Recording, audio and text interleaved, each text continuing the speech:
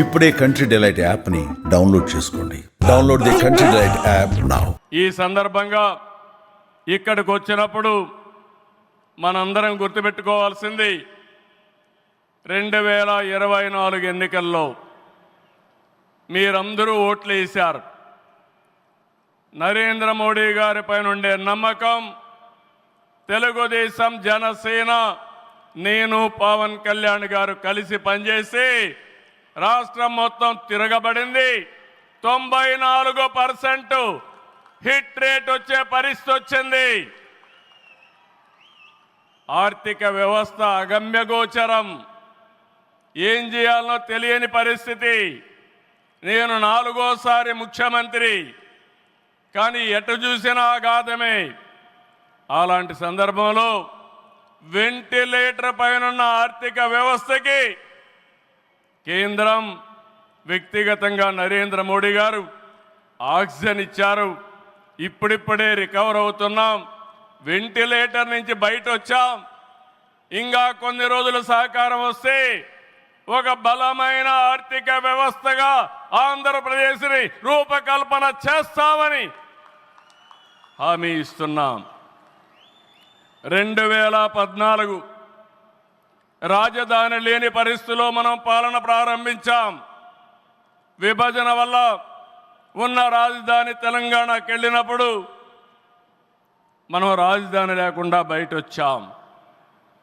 అమరలింగేశ్వర స్వామి ఆలయం కొలువైన పుణ్యభూమిగా, శాతవాహనుల రాజధానిగా, బౌద్ధుల ఆత్మహత్య కేంద్రంగా, కృష్ణమ్మ తీరాన విరసిల్లిన అమరావతిని రాజధానిగా ఎంపిక చేసుకున్నాం. అమరావతి కేవలం ఒక నగరం కాదు, 5 కోట్ల ప్రజల సెంటిమెంట్.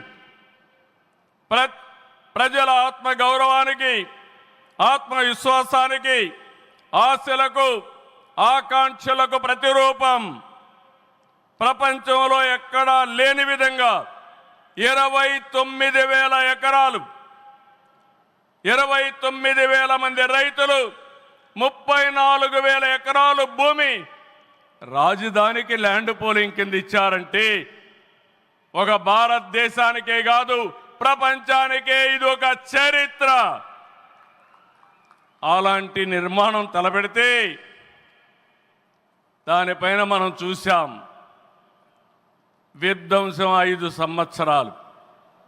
ఇక్కడ రైతులున్నారు, రైతు కూలీలున్నారు, రైతు మహిళలున్నారు, వీరోచితంగా పోరాడారు.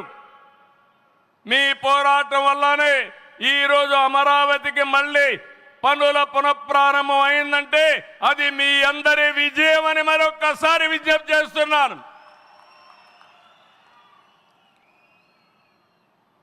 బాధలు పడ్డారు, అవమానాలు పడ్డారు, లాఠీ దెబ్బలు తిన్నారు, జైళ్లకు పోయారు. అయినా కూడా ఎక్కడ కూడా మీరు వెనకాడలేదు. Hands of. ఇలాంటి ఉద్యమాన్ని నా చరిత్రలో ఎప్పుడూ చూడలేదు, మళ్ళీ చూస్తానని కూడా నమ్మకం లేదు.